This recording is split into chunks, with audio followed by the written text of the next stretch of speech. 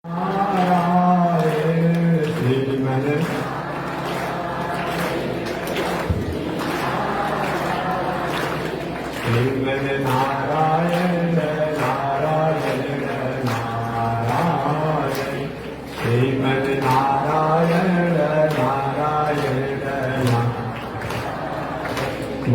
श्री लक्ष्मी नारायण भगवान की अनंताचार्य कृपया वेदांत द्वय पारगम रामकृष्णामृषभक्तम विश्वक्सेन मुनिं भजे काषायम यज्ञ सूत्रम शुचिवपुषि तथा चोर्ध्वपुण्ड्रं च बाले यस्यास्ते दक्षहस्ते कलिकुमतिगिरीन्द्रेन्द्रवज्रं त्रिदण्डं संसाराग्निप्रशान्त्यै मृतजलममलं दारुपात्रं पवित्रं श्रीविश्वक्सेनसूरे पदकमलयुगं श्रेयसे संश्रयामि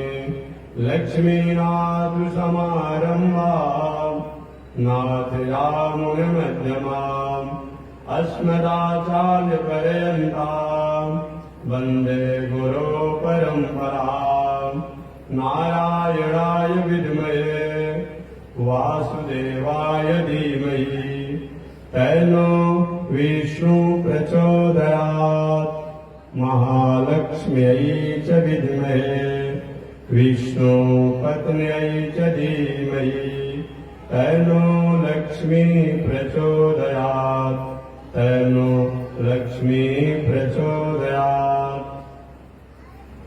परमाराध्य श्री लक्ष्मी नारायण भगवान नित्य वंदनीय पूज्य गुरुदेव श्री त्रिदंडी स्वामी जी महाराज के जुगल चरणों में कोटि नमन। भगवत भागवत आचार्य कैंकर्य पारायण महानुभाव पावन भूमि पर पावन कथा को श्रवण कर रहे हैं। पावन कथा प्रसंग अंतर्गत पिछले दिन निवेदन किया गया था कि श्री सुखदेव जी महाराज श्रीमद् भागवत महापुराण की पावन कथा को सुनाते समय सृष्टि प्रकरण के कथा के माध्यम से राजा परीक्षित को कथा सुनाते समय कहते परीक्षित, ब्रह्मा जी के अनेक पुत्रों में एक त्वष्टा ऋषि नाम के पुत्र थे। उन त्वष्टा ऋषि के विश्वदेव और भी पुत्र थे। जिस विश्वरूप उन विश्वरूप त्वष्टा ऋषि के पुत्र थे। देवताओं के राजा देवराज इंद्र ने उन्हें अपना पुरोहित बनाया बृहस्पति जी के होने के बाद, जबकि बृहस्पति जी परंपरा से देवताओं के पुरोहित हैं। इस पावन प्रसंग को सुनकर के राजा परीक्षित जी का मन थोड़ा सा उत्सुकता में जानने की इच्छा है। महाराज, परंपरा से देवताओं के पुरोहित जब बृहस्पति जी हैं, तो फिर दूसरे पुरोहित बनाने की क्या आवश्यकता पड़ी? विश्वरूप को पुरोहित क्यों बनाया गया? ये भी सुना जाता है कि विश्वरूप को पुरोहित भी बनाए देवराज इंद्र और बाद में उनकी हत्या भी कर दी। महाराज, इसके बारे में विस्तार से बताइए। कल कथा में विस्तार से बता चुका हूं कि देवराज इंद्र एक बार अप्सराओं के नाच देखने में इतने मग्न हो गए थे कि बृहस्पति जी महाराज के आगमन होने पर उनका समान सत्कार नहीं किया। बृहस्पति जी अपना अपमान समझ करके वहां से चल दिए और अंतर ध्यान हो गए। ढूंढने पर भी देवराज इंद्र को नहीं मिले। ब्रह्मा जी के पास देवराज इंद्र गए। ब्रह्मा जी ने कहा कि भाई, बिना पुरोहित का काम तो नहीं चलेगा। आप जब तक से बृहस्पति जी के पता नहीं चल रही है, तब तक आप त्वष्टा के पुत्र विश्वरूप को अपना पुरोहित बनाना चाहिए। वही विश्वरूप को देवराज इंद्र पुरोहित बनाए। विश्वरूप देवराज इंद्र के पुरोहिती कर्म को तो करते थे, मंगल की कामना भी करते थे, परंतु विश्वरूप का ननिहाल जो था मामा पक्षी माने माती पक्षी का है, वो राक्षस खानदान से था। तो ये जरूर चाहते थे कि हम देवताओं का पुरोहित बने हैं तो देवताओं की मंगल हो, बल बढ़े, लेकिन राक्षस और दैत्य का भी बल आकृति कहीं कम न हो। इस मंगल कामना में लेकर के विष्णु जी देवताओं के पुरोहित होने के कारण देवताओं के पूजा पाठ तो करते ही थे, अपने ननिहाल पक्ष का पक्ष लेकर के अपने दैत्य खानदान के भी मंगल की कामना कर देते थे। देवराज इंद्र को यह घटना अच्छा नहीं लगा। महाराज हम दक्षिणा देते हैं, हम भोजन कराते हैं, हमारा पुरोहित बने हैं और हमने पुरोहित बनाया है, आप दैत्यों का क्यों ऐसा करते हैं? स्वभाववश नहीं विश्व रूप पाए। एक दिन देवराज इंद्र ने विश्व रूप की हत्या कर दिया।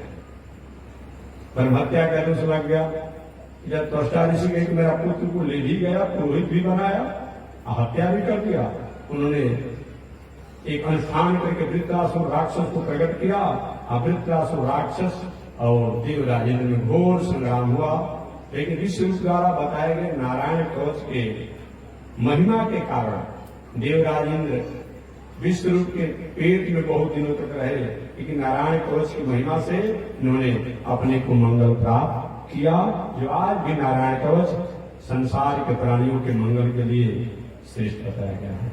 कोई घर में दैविक भौतिक ताकों से प्रभावित हो, आज भी सुबह शाम नारायण कवच का अगर पाठ किया जाए तो मंगल होता है, रक्षा होता है।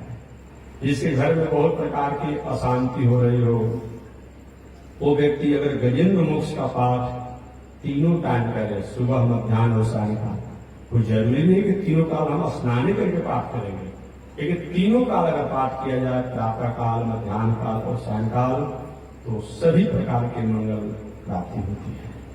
ऐसे नारायण कवच के पाठ करके और इंद्र ने अपनी रक्षा तो किया और बाकी वृत्रासुर ने संग्राम किया। संग्राम में देवराज इंद्र द्वारा मारा गया, ब्रह्महत्या का दोष लगा। ब्रह्महत्या से मार्जन को प्राप्त की देवराज इंद्र इन पावन प्रसंगों को सुखदेव जी ने राजा परीक्षित के सामने निवेदन किया। आगे सुखदेव जी ने कहा, परीक्षित साथ ही साथ कि जब ब्रह्मा जी ने अपने वंश परंपरा को विस्तार करना चाहा और वंश परंपरा को जब विस्तार करना चाहा तो ब्रह्मा जी की सृष्टि में जो मरीचि ऋषि हैं और मरीचि जी के पुत्र जो कश्यप ऋषि हैं, उन कश्यप ऋषि के जो 12 आदित्य देवता हैं, उन 12 आदित्य देवता में विवस्वान, विवस्वान का मतलब सूर्य, और अर्जमा, पूषा, त्वष्टा, सविता, भोग, धाता, विधाता, वरुण, मित्र, इंद्र और बरहमी पुत्र के रूप में वामन भगवान है। ये कल भगवान वामन की जयंती महामहोत्सव भी हमने मनाया। वामन भगवान अदिति से प्रकट होने के कारण जितने भी अदिति के पुत्र हुए, ये सबको आदित्य कहा जाता है, अदिति से प्रकट होने का कारण। ऐसे कश्यप ऋषि के एक पुत्र जिनका नाम वरुण देव है, उन वरुण देव के पुत्र वाल्मीकि जी हुए। वरुण देव के पुत्र वाल्मीकि जी। सोचते महाराज वाल्मीकि जी किसके पुत्र हैं? अभी तो शास्त्रों को ऐसे तोड़ मरोड़ कर रहा है वो कि मत पूछिए। वरुण देव पुनः एक बार जाना, भगवान वामन जो है, जो कश्यप ऋषि इनके पिता हैं, तो कश्यप ऋषि के एक पुत्र मैंने वामन भगवान के एक भाई जिनका नाम वरुण देव है। वामन भगवान के भाई सूर्य देव भी हैं, वामन भगवान के भाई वरुण देव भी हैं, वामन भगवान के भाई इंद्र भी हैं, ये मुख्य रूप में और भी लोग हैं, ये सब वामन भगवान के भाई हैं। तो वामन भगवान के एक भाई जिनका नाम वरुण देव है, उन वरुण देव के पुत्र का नाम वाल्मीकि जी है। वाल्मीकि जी वरुण देव के पुत्र होने के बाद भी इनका दिनचर्या थोड़ा बहुत चंचल हो गया था, जो हमें बताना नहीं है। रात दिन आप जानते हैं कि कथा प्रवचन को कि जो वरुण देव के पुत्र होने के बाद भी धरो पकड़ो मारो लूटो, धरो पकड़ो मारो लूटो, रात दिन इसी में रहते थे। हिंसा की अंतिम सोपान पर चढ़े थे, अपराध के अंतिम सोपान पर चढ़े थे। वाल्मीकि जी कभी कभी थोड़ी सी कुसंग हो जाती है ना, अब बढ़ते बढ़ते बहुत हो जाता है। जैसे जेठ का दिन हो, चिलचिलाती धूप हो, अगर एक छोटे से बस्ती की किसी घर के एक छोटी सी वस्तु में अगर आग की चिंगारी लग जाती है, अब थोड़ा अगर ध्यान नहीं दिया गया तो देखते देखते पूरे गांव बस्ती जल कर खाक हो जाती है। ये कहना नहीं है, ये जानते हैं। ठीक वही बात है, हमारे आप में थोड़ी सी अगर कोई त्रुटियां आ जाए, कोई गलती आ जाए, कोई खामी आ जाए, और उसका संयम और नियंत्रण नहीं होता है तो कभी कभी किसी के लिए बहुत बड़ा विस्फोटक बन जाता है, विस्फोट बन जाता है। यही वाल्मीकि जी के साथ हुआ। वरुण देव के पुत्र होने के बाद भी, देव पुत्र होने के बाद भी इनका दिनचर्या भटक गया, एक दिनचर्या बिगड़ गई और परिणाम यहाँ तो हुआ कि बहुत बड़ा एक दुनिया के अपराधी बन गए, लुटेरा बन गए। कहा तो यहाँ जाता है कि वाल्मीकि जी जब रोज कम से कम एक से जनेऊ तोड़ लेते थे, ऐसे कहा जाता है कथा में, किताब तो नहीं पड़ेगा, तो जलपान कर जाता था। इतने लोग को हत्या हिंसा लूट करके कर लेते तो जलपान करते, इतना बड़ा अपराध। अब वही कई सप्तऋषियों का सहवास हो गया तो उल्टा नाम, देखो माता जी थोड़ा घुमा दो, उल्टा नाम जपत जग जाना और वाल्मीकि भय ब्रह्म समान। और कितने बड़े बन गए ये बताना नहीं है, आप सब जानते हैं। ये वाल्मीकि जी वरुण देवता के पुत्र हैं, मित्र और वरुण, और आगे मित्र और वरुण, इन दोनों के तेज से ये अगस्त ऋषि और वशिष्ठ ऋषि हुए। ये भी कथा आपने जाना होगा कि हालांकि यहां तो नहीं है, कभी कभी हमारा अश्लील अमर्यादित दृश्यों को देखकर के हम चंचल हो जाते हैं, भटक जाते हैं। एक बार मित्र वरुण देव ये दोनों गए थे पूजा पाठ के जल लाने के लिए, और जल लाने के लिए गए, अचानक किसी लंपट पुरुष अप्सराओं के साथ चंचल व्यवहार में था। उस लंपट पुरुष के उस चंचल अप्सराओं के साथ रसिक और अश्लील अमर्यादित घटनाओं से प्रभावित होकर के मित्र और वरुण ये दोनों क्या हुए, ये भी चंचल हो गए और अपने आपा को खो गए। और खो गए तो बाद में इन्हीं लोगों द्वारा दो लोग हुए। हालांकि कोई उन्होंने गलत कर्म नहीं किया, एक अमोघ देव है, अमोघ ऋषि है, तो इनकी ओज तेज से दो बालक प्रकट हुए, जिन बालक को आप लोग जानते हैं। एक का नाम है अगस्त ऋषि और दूसरे का नाम है वशिष्ठ ऋषि। हालांकि वशिष्ठ ऋषि पहले ब्रह्मा जी के पुत्र बन चुके हैं, लेकिन आपने भी जाना होगा, कल या परसों कभी मैंने निवेदन किया होगा कि पुरोहित जी ने साप दे दिया था। ये भी पुरोहित जी को साप दे दिए थे वशिष्ठ ऋषि, ये तो ब्रह्मा के पुत्र है वशिष्ठ ऋषि। एक बार राजा निमि यज्ञ करने की इच्छा किए, तो वशिष्ठ ऋषि से प्रार्थना की गुरु जी यज्ञ कर दीजिए ना। वशिष्ठ ऋषि का भी हमको देवलोक में जाना है, बड़ा जजमान है, अच्छा धन संपत्ति है, वहां से जब पूजा पाठ जब कर लेंगे तो आप क्या कराएंगे। वशिष्ठ ऋषि ने हाँ भी नहीं कहा, ना भी नहीं कहा, फिर प्रतीक्षा कर।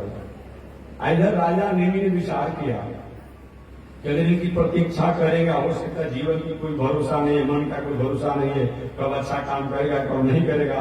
तो क्यों न जग शुरू कर दिया जाए। तो दूसरे ऋषि को बुला करके जग शुरू कर दिए। और जब उधर से वशिष्ठ ऋषि देवताओं को जग करके आए, करे तुमको पद का अहंकार हो गया है, धन का अहंकार हो गया है, हमको भी तुमने कहा, दूसरे को बुलाकर जग का चार्जी करा दिया, हम साथ देते हैं कि तुम्हारा शरीर का नाश हो जाए।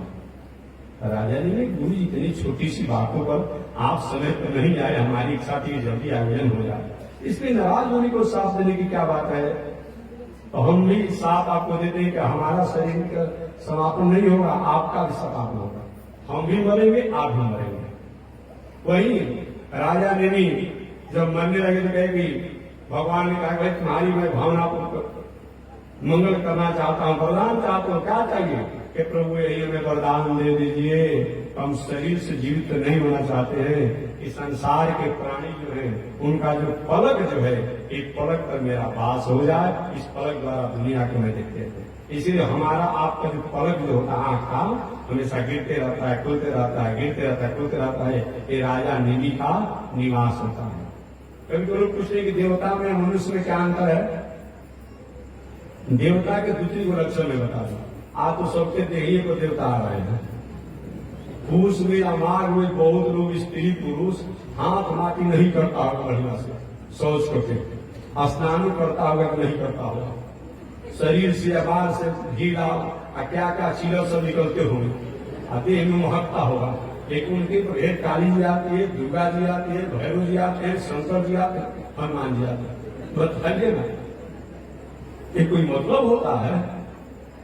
ऐसे ऐसे लोग हो गए और भारत यही तो दुर्गा जी काली जाने की चीज है जी, और किसी किसी को दुर्गा जी आ जाती है, किसी को काली जी आ जाती है। अरे भाई उनकी मंगल कामना, उनका भावना होता है, उनका भास होता है, और शंकर जी को दुर्गा काली आने की चीज होता है, होता है।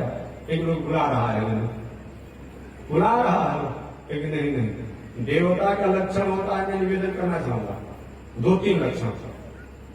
एक तो देवता जो होते हैं उनकी पलकें नहीं गिरती है। कोई कहता है कि देवता का दर्शन हुआ है तो ऐसा होता है, तो उनकी पलक नहीं गिरती है, याद रखना चाहिए। एक मनुष्य मात्र पर ही राजा ने कहा कि हमारा उसी के नेतृत्व में वास करूं देवता में, तो देवता की पलक नहीं गिरती है, प्रथम हो गया।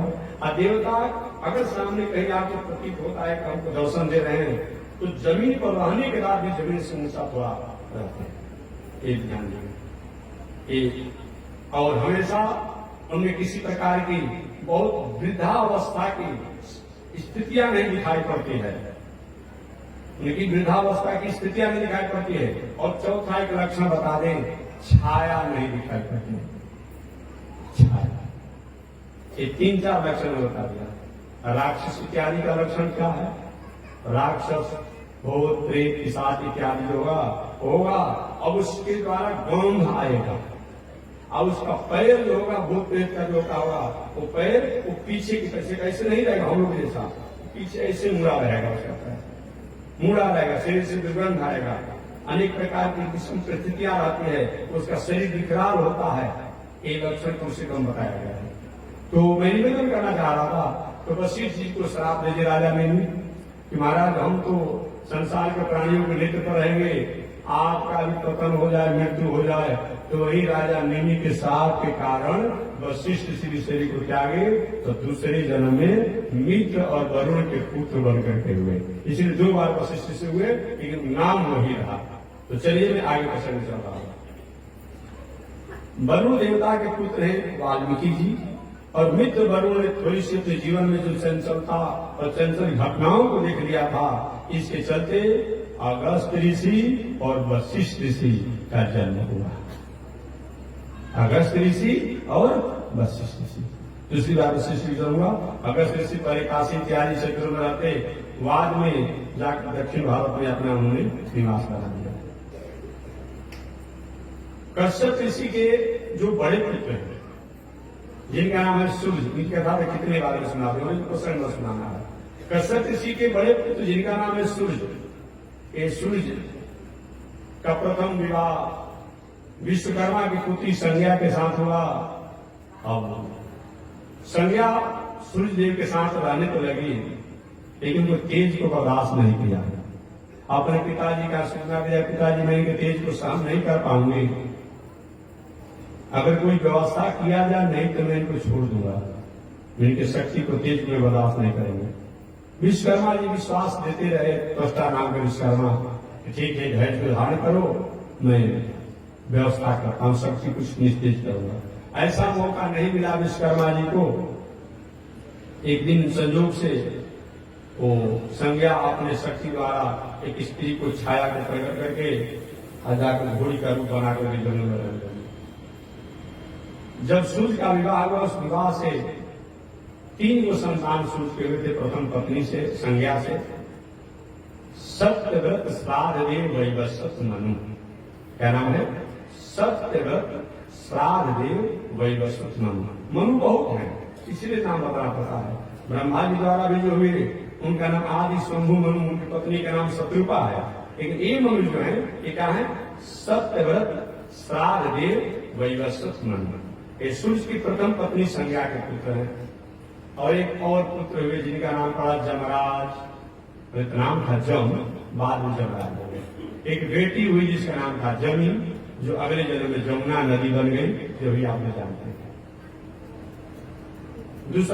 दूसरी पत्नी जो सूर्य की छाया थी, जो संज्ञा ने अपनी शक्ति द्वारा छाया को प्रकट किया था, उससे भी 3 पुत्र सूर्य के हुए, सावर्णी मनु और शनिचर देव, एक ताप्ती, जो बाद में ताप्ती नदी बन गई अगले जन्म में। अब दूसरी पत्नी जो सूर्य के थी छाया, एक प्रथम पुत्रों के प्रति थोड़ा व्यवहार अच्छा नहीं करते थे, सौतेलापन का व्यवहार करते थे। तो स्वभाववश एक दिन जमराज ने कहा कि तुम मेरी माता नहीं हो क्या? सौतेली माता जैसा व्यवहार करती हो। छोटा बच्चा आदमी 2 वर्ष, 4 वर्ष, 5 वर्ष होता है, कभी कभी माता पिता को भी पीठी पर मार देता है, लातों से मार देता है, सबका अलग स्वभाव होता है। छोटी अवस्था में थे जमराज, तो ये लात उठा लिए सौतेली माता पर कि तुम्हें माता नहीं हो, सौतेली माता हो क्या, जो हमारे साथ व्यवहार ठीक नहीं करती हो, अपने पुत्रों को अधिक मानती हो, हमको नहीं मानती हो। और वो छाया ने क्या किया कि अपने सौतेले पुत्र बड़ी, जो क्या कहा जाएगा, जो सौ जो है, उनको पुत्र जो जम है उनको साथ दे, जाओ मेरे पुत्र बैठ खाया है तो नरक के स्वामी बनो। ये भले देव पुत्र हैं, लेकिन ये बाद में साथ के कारण, अपनी सौतेली माता के साथ के कारण ये नरक में, नरक लोक के मालिक बने, जिनको हम लोग जमराज के नामों से जानते हैं। अब उसने जाओ, जब तुम भी अपने भाई का पक्ष लिया है, तुम अगले जन्म में जमुना नदी के रूप में हो जाओ, वही नदी के रूप में जमुना हो गई। तो जम हो गए। बाकी सत्यव्रत आगे मनु सूर्य के बड़े पुत्र हैं। इस घटना को सूर्य ने अचानक देख लिया और देखे रहे ऐसी तो स्त्री नहीं कर सकती है अपने पुत्रों के साथ। तो उन्होंने भी क्या कि छाया के पुत्र जो शनिचर देव हैं उनको दिखाओ, तुम्हारा पुत्र भी क्रूर होगा। वही शनिदेव सूर्य के पुत्र होने के बाद क्रूर ग्रह के नामों से जाने जाते हैं आज भी। बाकी सूर्यदेव समझे कि मेरी पत्नी तो कहीं घोड़ी का रूप बनाकर रह रही है, तो सूर्य की प्रथम पत्नी से सत्यव्रत श्राद्ध सतमनु, जमराज और जमी, जो बाद में जमुना हो गए। सूर्य की दूसरी पत्नी छाया से सावर्णी मनु, शनिचर और ताप्ती, जो बाद में ताप्ती नदी बन गई अगले जन्म में। सूर्य की तीसरी पत्नी जो घोड़ी, भले वो थी, माने एक घोड़ी स्वरूप जैसा प्रतीत होता, उसके द्वारा भी 2 पुत्र हुए जो अश्विनी कुमार के नामों से जाने जाते हैं, जो बाद में चल करके देवताओं के वैद्य में। इस प्रकार सूर्य की वंश परंपरा को मैंने निवेदन किया। और आगे इनके द्वारा सत्यव्रत श्राद्ध वैवस्वत मनु से कौन कौन हुए एक कथा बाद में बताई जाएगी। शनिदेव जो है ये ब्रह्मचारी बन के विवाह होने के बाद भी इनके द्वारा वंश परंपरा नहीं चला। सावर्णी मनु से कौन कौन हुए, सत्यव्रत श्राद्ध वैवस्वत मनु से कौन हुए, एक कथा प्रसंग आएगा तो मैं निवेदन करूंगा। आगे श्री सुखदेव जी महाराज कहते हैं कि यह परीक्षित, इस प्रकार सूर्य के विवाह द्वारा एक वंश परंपरा चले और यह वंश परंपरा आगे इन्हीं सूर्य वंश से चल करके पूरा सूर्यवंशी हो गए, इक्ष्वाकु वंशी हो गए, रघुवंशी हो गए, और अलग अलग उन कुल खंडा में जो प्रसिद्ध और प्रतिष्ठित राजा हुए उनके नाम पर वंश चला। कश्यप ऋषि की एक पत्नी का नाम था दीति। क्या नाम था? दीति। तो दीति के पहले जो पुत्र थे उनका नाम था हिरण्याक्ष और हिरण्यकश्यप। तो हिरण्याक्ष और हिरण्यकश्यप जो थे ये दोनों इतने उपद्रवकारी हुए कि हिरण्याक्ष का वध भगवान वराह आकर के कर दिए और हिरण्यकश्यप का वध जो है भगवान नरसिंह जी कर दिया। इस कथा भी विस्तार से बाद में आएगी। आगे कश्यप ऋषि की पत्नी जो और यही हिरण्याक्ष के भाई हिरण्यकश्यप जो है हिरण्यकश्यप से आगे चलकर समय के अनुसार प्रहलाद जी हुए, प्रहलाद के विरोचन हुए, विरोचन के बलि हुए और बलि के वांस। प्रहलाद के पुत्र का नाम विरोचन और विरोचन के पुत्र का नाम बलि और बलि के पुत्र का नाम बाणासुर। सब परंपरा अनुसार हुए। ये बहुत बड़े भी लोग यशस्वी हुए। जब हिरण्याक्ष हिरण्यकश्यप का वध हो गया नरसिंहावतार और वराहावतार भगवान द्वारा, तो दीति के कोई संतान बीच में नहीं रहा। इधर देव माता अदिति के 12 आदित्य हो गए। तो कश्यप ऋषि की छोटी पत्नी जिसका नाम दीति है, उस दीति ने एक दिन कश्यप ऋषि से कहा, महाराज क्या मैं आपकी पत्नी नहीं हूं क्या हमको आपने किसी बाजार से खरीद कर लाया है क्या? मैं आपकी पत्नी हूं। कश्यप जी ऐसी बात तुम कैसे करती हो? तो कब कहा कि तुम मेरी पत्नी नहीं हो? कि महाराज मैं पत्नी हूं तो हमको भी पुत्र चाहिए। हमारी सवत जो है इनके 12 पुत्र हैं। जब अपने सवत के पुत्रों को मैं देखता हूं तो मन में थोड़ी सी मेरी उदासी होती है, ईर्ष्या भी होता है, मुझको कोई पुत्र नहीं है। कश्यप जी तो समझाया, भले ही तुम्हारे पुत्र नहीं है लेकिन तुम्हारी सवत का पुत्र तुम्हारा ही तो पुत्र है। क्या तुम्हें मान सम्मान में कोई कमी होती है क्या? महाराज मान सम्मान में कमी तो नहीं होती है, लेकिन हमारा पुत्र होना चाहिए और ऐसा पुत्र होना चाहिए जो इंद्र के समान पराक्रमी होना चाहिए, देवताओं से किसी मामले में कमजोर नहीं होना चाहिए। कश्यप ऋषि ने कहा ठीक है, चलो जब तुम कहती हो तो तुम एक मैं व्रत बता रहा हूं, एक अनुष्ठान पूजा बता रहा हूं। इस अनुष्ठान और पूजा को करते हुए तुम दिनचर्या को पालन करोगी तो तुम्हारा पुत्र होगा।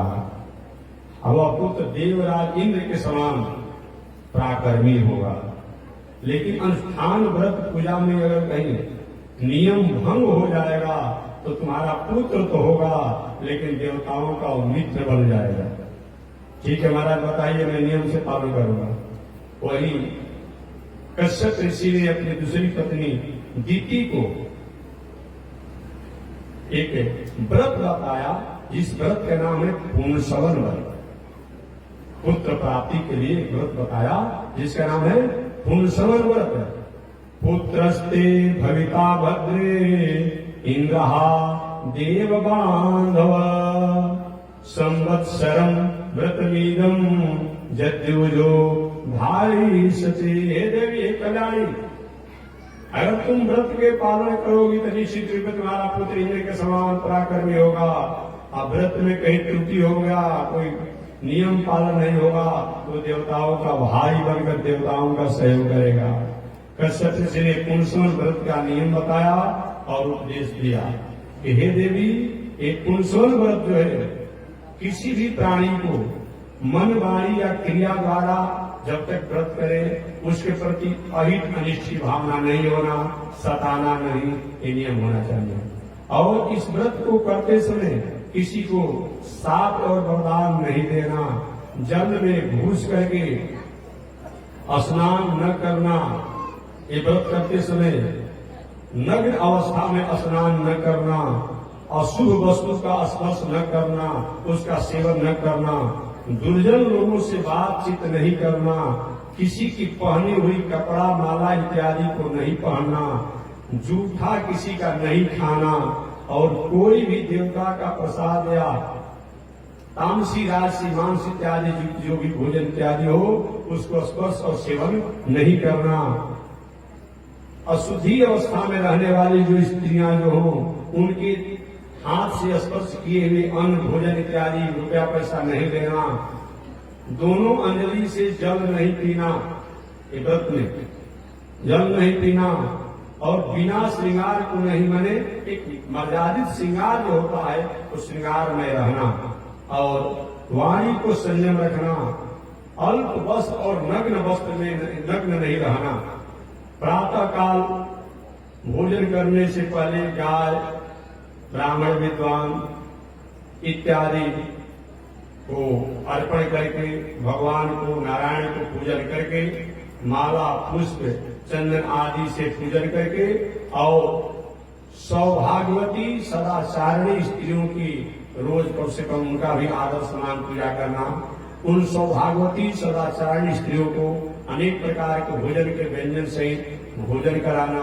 इसके बाद अपने पति का रोज पूजन करना, जब तक व्रत करना है, पुंसन व्रत पूजन करना, और अपनी कुक्षी में उन पति का ध्यान करना। अपने पेट के गर्भ में अपने पति का ध्यान करना, वे पति का ओज तेज जो है या पुत्र के रूप में स्थापित हो। इस प्रकार यह 1 वर्षों तक यह पुंसन व्रत नियम करना चाहिए। आगे कश्यप ऋषि ने कहा, इसके बाद दीति ने कश्यप ऋषि द्वारा पुंसन व्रत के नियमों को पालन करते हुए और पुत्र प्राप्ति का अधिकार प्राप्त किया।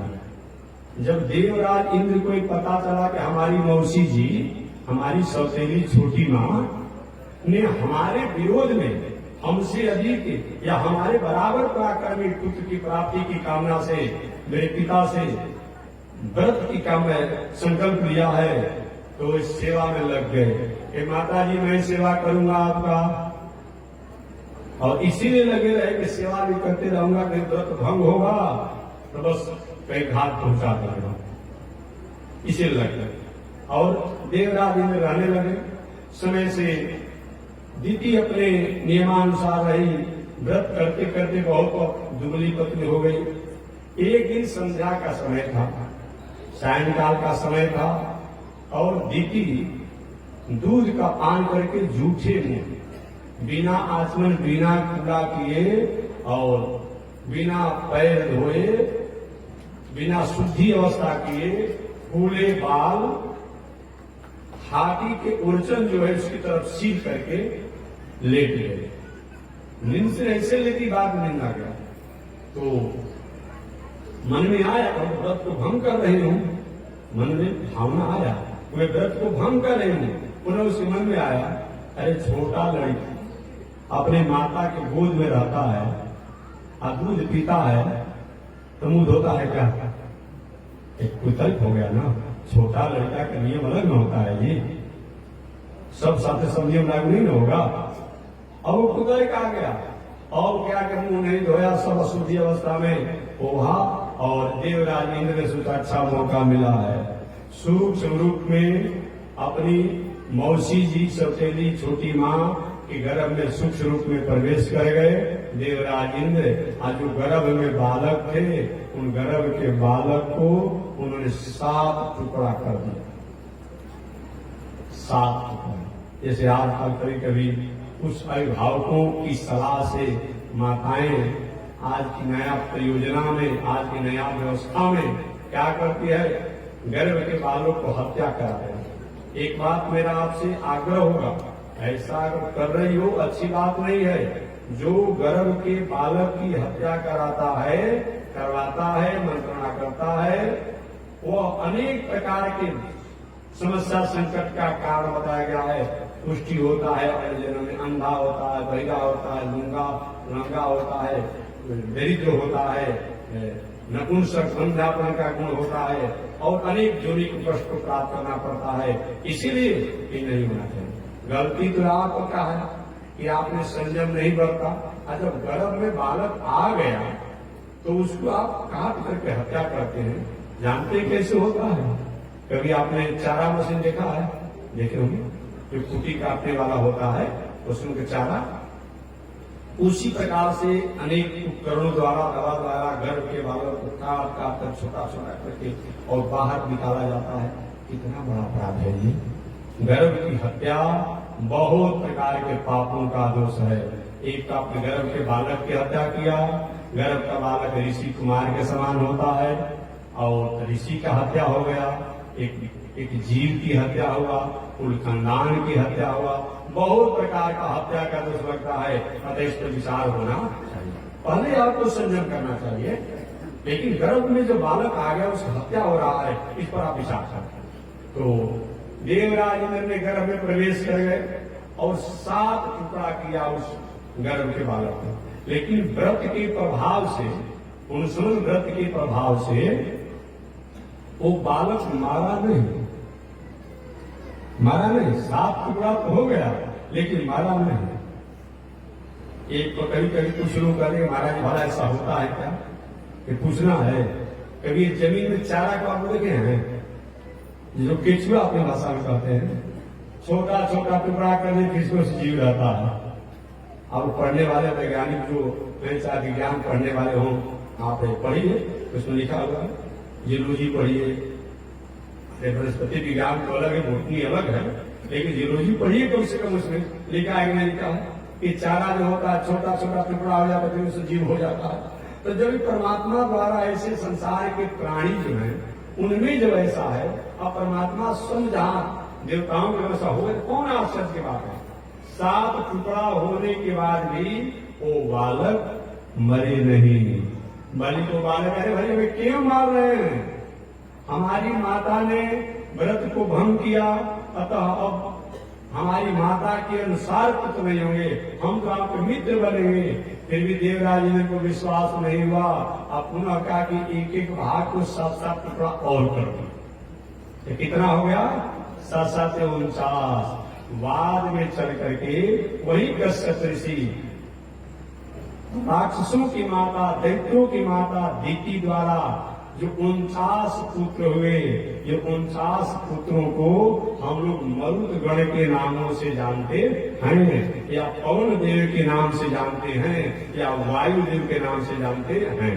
ये वायुदेव जो है, पवन जो है, ये राक्षसों के भाई हैं, ये दैत्यों के भाई हैं। लेकिन की माता द्वारा व्रत का पालन नहीं किया गया, व्रत भंग हो गया।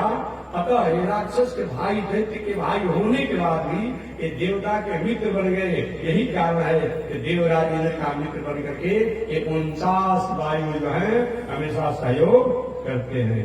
ऐसे भी आप कहते हैं कि व्रत चलत मरुत 49 प्रकार के हवा होता है, एक ही हवा नहीं होता है। हमारे आपके शरीर में 10-20 हवा, अपान वायु, प्राण वायु, उदान वायु, समान वायु, देवदत्त वायु, पिक्कल वायु, धनंजय वायु, ये सब हमारे शरीर में वायु है।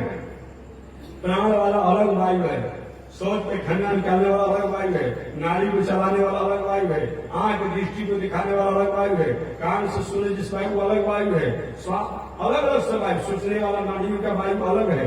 ये सब उन वायुओं में मुख्य वायु बताया गया है। तो 49 प्रकार के मरुत गण हुए, वायु देवता हुए, जो माता द्वारा व्रत के भंग करने के कारण ये देवताओं के मित्र बन गए। दैत्यों के भाई होने पर भी ये देवताओं के मित्र बन गए। इस प्रकार इन पावन कथा को आपने श्रवण किया कि कश्यप ऋषि के दूसरी पत्नी दीति द्वारा ये 49 मंत्रगण लोग कैसे। इन पावन कथा को जो व्यक्ति सुनता है तो सुनने से भगवान की प्रसन्नता होती है और व्यक्ति मंगल कामना को प्राप्त करता है। आगे राजा परीक्षित जी ने पुनसवन व्रत का नियम पूछा। महाराज, एक पुनसवन व्रत करने से कहा दीदी को या और किसी को पुत्र होगा, लेकिन आज भी स्त्रियां अगर इस व्रत को करें, जिनको मेडिकल साइंस से स्वस्थ है, मेडिकल साइंस देखिए भाई, दवा और दुआ ये दोनों होना चाहिए। पहले दवा बाद में तब दुआ। लेकिन आज लोग क्या करता है, अब मेडिकल साइंस में भैया और आप लोग वंश परंपरा के आगे बढ़ाने की जो व्यवस्था है वो बंद हो गई और रोज जाकर के देवघर में जा रहे हैं, तो क्या हो जाएगा? झाड़ फूक से, तंत्र मंत्र से क्या हो जाएगा? नहीं, दवा पहले दुआ बाद में। इसीलिए मेडिकल साइंस से भी स्वस्थ होना चाहिए और संत महात्मा देवताओं का मंगल कामना भी होनी चाहिए। एक हम भाई सब साइंस के विद्यार्थी हैं, तो साइंस के विद्यार्थी हैं तो और आजकल के लोग जिस भावना से किसी को जो अस्त व्यस्त कर देते वो बात मैं नहीं कहूंगा। मेडिकल साइंस का तो ठीक है, वो भी अपने आप में दुआ को हम लोग कोई नकारते नहीं है, आशीर्वचन मंगल कामना को नकारते नहीं है, लेकिन ये नहीं कहा जाएगा कि नहीं मेडिकल साइंस में नहीं। मेडिकल साइंस भी तो हमारा एक विज्ञानी है, हमारा एक शास्त्र ही है, इसे उसको भी मानना है, इसको भी मानना है। तो पहले दवा और बाद में दुआ। तो मेडिकल साइंस से स्वस्थ हो करके तो हालांकि इसके था कि कितनी बार मैं सुना चुका हूं, लेकिन एक प्रसंग बस मैं सुना देता हूं कि जो स्त्री पुत्र जन्म लेता है, मर जाता है, गर्भ में पुत्र आता है, खराब हो जाता है, ऐसा कई स्थितियां आ रही हो, उनको एक कश्यप ऋषि द्वारा अपने पत्नी को बताए गए जो व्रत, जो पुंसवन व्रत जो है, ये भागवत में कभी आप लोग विस्तार से पढ़ लीजिएगा अपने घर किताब देख करके, या नेटवर्क पर सर्च कर लीजिए, कहीं ज्यादा वाला होगा तो मोबाइल में, मैं तो संक्षिप्त सुना रहा हूं। तो इस पुंसवन व्रत को नियम से अगर पालन किया जाए, आज भी निश्चित रूप में जो वंश परंपरा में जन्म लेने में कई समस्याएं आती है, उसमें मंगल कामना होती है और आप दवा के सहारा में और मंगल कामना को प्राप्त करें। एक पुंसवन व्रत करने का नियम क्या है? राजा परीक्षित ने पूछा तो सुखदेव जी ने कहा, हे परीक्षित, एक पुंसवन व्रत केवल पुत्र प्राप्ति के लिए ही नहीं बल्कि सभी प्रकार की कामना को मंगल करने वाला होता है। और जो स्त्री चाहती हो कि हमें पुत्र हो, घर में शांति हो, आनंद हो, ऐसे स्त्रियों को चाहिए कि अपने पति की आज्ञा लेकर के, स्त्रियों को अगर पति जिंदा हो तो पति को देवता से कहीं कम मत मानो। अगर पतिदेव कहीं चले, अपने जीवन लीला को समाप्त कर दिए हों तो उनके फोटो इत्यादि के प्रति भी आदर होना चाहिए। आज तो नया जो पंथ चला है, बगल का ही है, आपके क्षेत्र का एक महात्मा तो है नहीं, वो महात्मा भेष में अपने को मानते हैं। अब जहां जाते हैं पूजा पाठ कराने के लिए, अब कहते हैं कि अपने बाबू को, माई को, दादा को, दादी को सबका फोटो फेंक दीजिए। अरे पागल आदमी, क्या करते हो तुम भाई? है? ये क्या करते हो? नया जो बोले आपके क्षेत्र में है, कोई चला गया, उस व्यक्ति को आज तक समाधान नहीं किया, उसको समस्या में डाल दिया। कोई गया कोई बात को लेकर कहेगा, कहा तो ये शंकर जी नहीं है, ये कालीन जी नहीं है, ये दुर्गे जी नहीं है, ये हनुमान जी नहीं है। अब वो जब पूजा करा देगा तो वहां आ जाते हैं। ये कौन मतलब होता है? ऐसी समाज को भ्रमित करना, ये बात ठीक नहीं है। देखिए, जिन माता पिता द्वारा इस संसार में हम आए हैं जी, हम उनके प्रति कहता है कि फोटो से तो या किसी दास की मुद्रा की पूजा करते हैं। पागलों से पूछना चाहिए कि कम से कम जिस माता पिता की कृपा से आज हमें इतना बड़ा आदमी बने, हम ऐसे बने, हम माता पिता की ऐसी तुम्हारी अनादर नहीं, ऐसा नहीं होना चाहिए। और भी कहता है कि प्रतिष्ठा जिसका नहीं होता है ना फोटो को, उसको पूजा नहीं करना चाहिए। ठीक है, तुम जानते हो, लेकिन जानते हो मूर्ति कितने प्रकार की होती है? शैली दारुमयी, लिप्या लिख्या चैकती, मनोमयी, मणिमयी इत्यादि। कागज की भी प्रतिमा होती है, शिला की भी होती है, मिट्टी की भी होती है, ये बहुत प्रकार की प्रतिमाएं होती है। तो कागज की प्रतिमा को और रोज पानी से धोया जाएगा तो रहेगा, पिघल जाएगा। तो उसकी जल छिड़ी करके मंत्र बोल दिया गया, हो गया। लेकिन उस व्यक्ति को कौन समझाए? पढ़े लिखे लोगों को तो समझाया जा सकता है, और ऐसा एक नया पंथे बना दिया है और लोगों को भ्रमित कर जो जाता है वहां भ्रम में पड़ जाता है। ऐसा होना अच्छी बात नहीं है।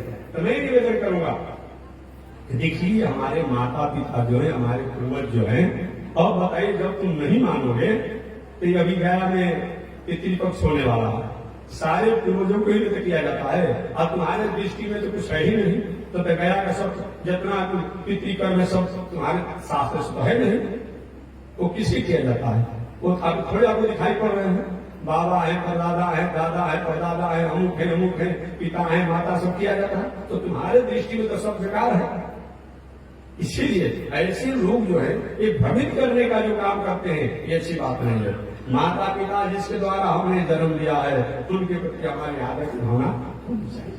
हमने निवेदन करा था कि अगर पति हो तो ठीक हो, केवल पुत्र प्राप्ति के लिए व्रत नहीं करना है, घर में सभी प्रकार के मंगल कामना के लिए और भी बहुत प्रकार से जो सांसारिक अवस्थाओं की हमें ये व्रत करना है, और जिसको पुत्र की कामना है उनको भी बताया गया है। तो श्री सुखदेव जी महाराज कहते हैं कि परीक्षित, स्त्रियों को चाहिए कि वह विष्णुपति महामाये महापुरुष लक्षणे प्रियथा में महाभागे लोकमार्तन नोस्तुते। तो वे अपने पति की आज्ञा लेकर के, जो स्त्री संतान की कामना करती हो, बार बार गर्भपात हो जा रहा हो, बार बार लड़का मर जा रहा हो जन्म लेने से पहले या जन्म लेते समय या घर में मर जा रहा हो, ऐसे जो घर में कोई स्थितियां आ रही हो, तो उन स्त्री को चाहिए कि अपने पति से आज्ञा लेकर के और मार्गशीर्ष अगहन अगहन शुक्ल पक्ष प्रतिपदा के दिन से यह पुंसवन व्रत करना चाहिए। प्रतिदिन इस व्रत को करते समय सुबह में कम से कम ब्रह्म मुहूर्त में जग जाना चाहिए। ब्रह्म मुहूर्त का मतलब क्या होता है? ऐसे शास्त्र में तो बताया गया है कि 4 बजे सुबह, लेकिन अब जो 2 बजे तक अपना काम करता है 4 बजे जगह तो जगेगा। तो हमने एक व्यवस्था बना दिया कि चलो भाई कम से कम सूर्योदय से कम 45 मिनट पहले आप जग जाइए, इतना तक कम से कम कर लीजिए। ऐसे बताया गया कि 1.5 घंटा पहले जगने को बताया गया, लेकिन 1.5 घंटा नहीं जग पा रहे हैं तो कम से कम 45 मिनट पहले जग करके और शौच इत्यादि काट करके लहसुन का पैखाना स्नान दंत धावन ये सब करके और सूर्योदय से पहले स्नान कर ले, दंत धावन इत्यादि को नियम से करते हुए, संभव हो अगर तीर्थ में स्नान करते हो तो जिस तरफ से जल का धार आ रहा हो उस तरफ मुंह करके स्नान करना चाहिए। कुआं नदी इत्यादि, कुआं और पोखरा इत्यादि में स्नान करते हो तो पूरब की तरफ मुंह करके स्नान करना चाहिए। ऐसे कर और वो मरुद गुण देवताओं की एक कथा मैंने जो सुनाया उस कथा को श्रवण करना चाहिए। प्रातः काल बिना कुछ खाए भगवान लक्ष्मी नारायण की पूजा करना चाहिए। कुछ लोग कहते हैं महाराज जी भगवान को पूजा स्त्रियों को करना चाहिए कि नहीं करना चाहिए? अभी तो बहुत अच्छा लग रहा है, कभी कभी माता जी थोड़ी सी गलती है उन्होंने, हम देखते कभी यहाँ तो नहीं है, लेकिन देखते ही कब माताएं क्या करती है, ये लड्डू गोपाल भगवान भगवान बुलाती है और क्या कर दिया अब रख देती है। इसी तरह से नहीं, समय से जैसे आपको भूख लगता है उनको भी खिलाइए, भोग लगाइए, सुलाइए, ये व्यवस्था करिए। तो पूजा करना चाहिए। केवल शालिग्राम भगवान जो है, जो हम लोग बीच में भगवान रखे हैं, जो जामुन के समान सावले सावले रंग के जो होते हैं, काले काले रंग के जो होते हैं शालिग्राम भगवान, इस शालिग्राम भगवान को स्त्रियों को स्पर्श नहीं करना चाहिए। इस शालिग्राम भगवान ये ब्रह्मचारी है, बात समझ गए ना, ये ब्रह्मचारी भगवान है। अब दूसरे में भी इनको सांप लगा है वृंदा का, तो इसलिए इनको माताओं को स्पर्श नहीं करना चाहिए। अगर कहीं घर में शालिग्राम भगवान हो, कोई पुरुष नहीं हो, पूजा रोज होना हो, ऊपर से तुलसी पत्र चढ़ा दीजिए, कोई लड़का को से उनको सुलवा दीजिए, उनको जगवा दीजिए। क्योंकि माताओं को हाथ से पकड़कर शालिग्राम भगवान को स्पर्श नहीं करना चाहिए, न तो वज्र के प्रहार जैसा दोष कहा जाता है। बाकी और भगवान हमारे लक्ष्मी नारायण भगवान है, हमारे और राधा कृष्ण भगवान है, सीताराम भगवान है। छोटा घर में मूर्ति जो होना चाहिए, घर में जो माताएं पूजा करें, कृष्ण भर पूजा करें, तो अधिक से अधिक 12 आंगुल से बड़ा नहीं होना चाहिए। क्या चीज? 12 इंच में जोड़ लीजिएगा, कितना इंच होगा? 12 आंगुल, यानी 4 आंगुल में 3 इंच होता है, गलती हो तो ठीक कर दीजिएगा। 4 आंगुल में 3 इंच, उसी के हिसाब समझ लीजिएगा। 12 आंगुल का से अधिक बड़ा मूर्ति घर में पूजा नहीं होना चाहिए। देव मंदिर में जहाँ मंदिर सार्वजनिक हो तो जितना बड़ा से बड़ा छोटा छोटा रख सकते हैं, लेकिन घर में अगर मूर्ति पूजा करना हो तो 12 आंगुल का होना चाहिए। तीनों काल पूजा करें, तीनों काल नहीं हो रहा तो कम से कम 2 काल, और 2 काल नहीं हो रहा तो बस 1 काल का पूजा करें। अब भोग जलपान तो तीनों टाइम करेंगे। आप 3 बार भोजन करेंगे, 3 बार पानी पिएंगे, भगवान के बार खाएंगे तो भगवान अपना बोलेंगे। इसीलिए थोड़ा थोड़ा जो कुछ करिए। कभी व्रत आ जाता है तो महाराज व्रत के बिना कैसे उनको भोग लगाएंगे? भगवान व्रत नहीं कर रहे हैं, आप व्रत कर रहे हैं। तो और इसीलिए बताया गया घर में आटा भूंज करके थोड़ा सा चीनी मिला कर वो करके दीवा में रख दीजिए। अब ऐसी कोई परिस्थितियां आती हो तो क्या करें, वो थोड़ा सा उसको भोग बन कर लगा दीजिए। क्योंकि जो मूर्तियां जो होती है 24 घंटा प्रतिष्ठित मूर्ति को अगर अन्न से भोग नहीं लगाया जाता है तो मूर्ति एक कारीगर और कलाकार की मूर्ति हो जाती है, वो मूर्ति फिर नहीं रह जाती है पास में। अरे भाई, ये ट्यूबलाइट है, ये पंखा है और अनेक प्रकार के पास मोबाइल है, माइक है, ऐसे तो लोहे में प्लास्टिक है, लेकिन जब इसको तकनीकी वैज्ञानिक तकनीकी द्वारा जब किया गया है तो आवाज खींच करके आप तक पहुंचा रहा है। ऐसे कोई लोहा लगा मुंह पर रख आवाज खींचेगा? तो शक्ति कारण होता है, वैज्ञानिक तकनीकी का प्रयोग किया गया। आज वही जो प्लास्टिक का, लोहा का, स्टील का मोबाइल जो है ये खींच कर कितना फोटो देता है। ऐसे लोहा प्लास्टिक पे रख दिया जाए तो फोटो खींचेगा? तो विज्ञान का संचार किया गया, तकनीकी का संचार किया गया तो काम कर रहा है। इसलिए प्रतिष्ठा किया जाए। लोग कहते हैं कभी कभी महाराज ये प्रतिष्ठा कैसे माने प्रतिष्ठा हो गया? साधारण लोहा में, प्लास्टिक में, स्टील में अगर कहीं वहां शक्ति आधान किया गया तो मोबाइल हो गया और फोटो खींचने लगा। ऐसे कोई प्लास्टिक लोहा स्टील में खींचे फोटो खींचेगा?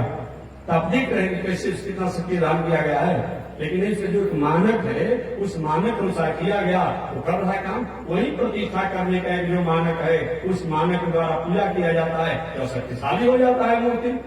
ऐसे जो प्रतिष्ठित मूर्ति को 24 घंटा में कम से कम एक बार जरूर, कुछ नहीं तो मैं बताया कि आपका गुड़ का दीवा में रख दीजिए, भोग लगा दीजिए। भले एकादशी हो, जो व्रत हो आप करते हो, लेकिन अन्न का 24 घंटा में एक बार कम से कम भोग लगाए, अन्यथा 2 बार 3 बार लगे तो अच्छी बात है। अगर 24 घंटा तक मूर्ति प्रतिष्ठित मूर्ति को भोग नहीं लग पाता है तो मूर्ति प्रतिष्ठा का कोई मतलब नहीं रहेगा।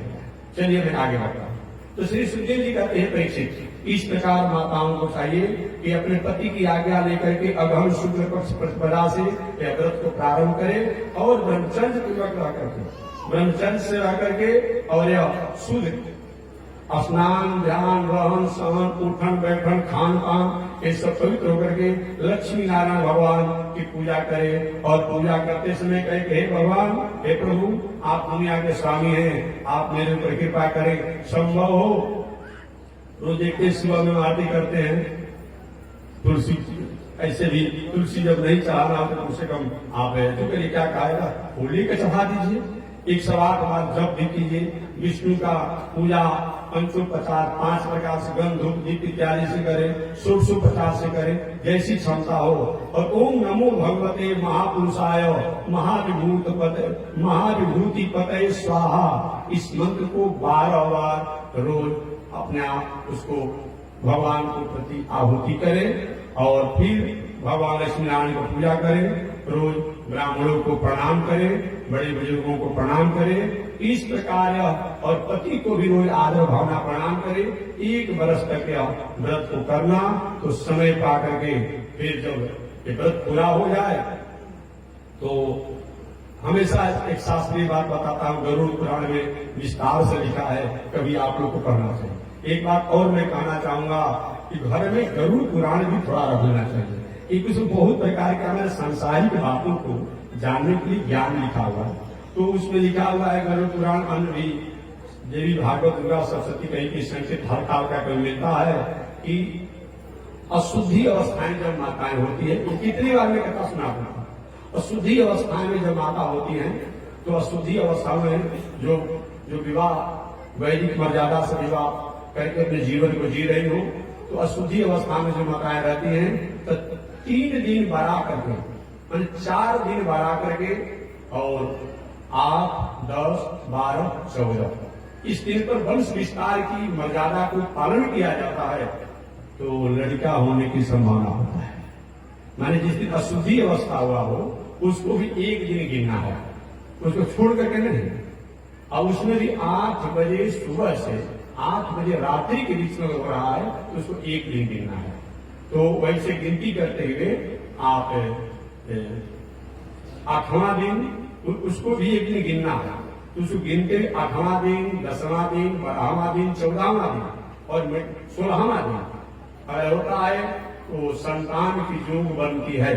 और कहीं विषम होता है तो 7, 9, 11, 13, 15 तो कन्या होने की संभावना बनती है। उसमें 11वां दिन और 13वां दिन हमेशा मैनेजमेंट करना चाहिए, क्योंकि 11वां दिन और 13वां दिन के संबंध से जो लड़की होगी बाद में चल के कुल खानदान माता पिता समाज की प्रतिष्ठा को नाश करने वाली होगी, मणिशंकर संतान जन्म हो सकता है, इसलिए इस पर संयम होना चाहिए। ऐसे अगर नियम को पालन किया जाता है तो संतान होने की संभावना होती है, और मेडिकल साइंस से भी आप सलाह लीजिए। तो इन नियमों को पालन किया जाए तो निश्चित रूप में ये मंगल कामना होती है।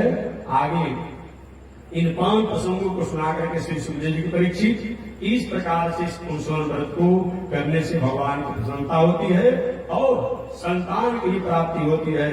जो दीति ने संतान को प्राप्त किया लेकिन नियम का पालन नहीं किया, अतः उनके पुत्र होने के बाद भी वो देवताओं के मित्र बन गए। तो आज इसी के साथ मैं वाणी को विराम दे रहा हूँ। शेष चर्चा अगले दिन। एक बार भगवान का नाम लो। श्रीमन नारायण श्री लक्ष्मी श्रीमन नारायण नारायण नारायण श्रीमन नारायण नारायण श्रीमन नारायण भवतारायण श्रीमन नारायण भवता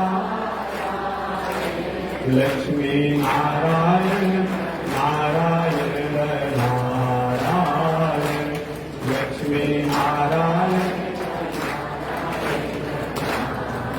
बोलिए श्री लक्ष्मी नारायण भगवान की, ईश्वर दादा श्री त्रिदंडी स्वामी जी महाराज की। हरि ओम। शांति शांति शांति।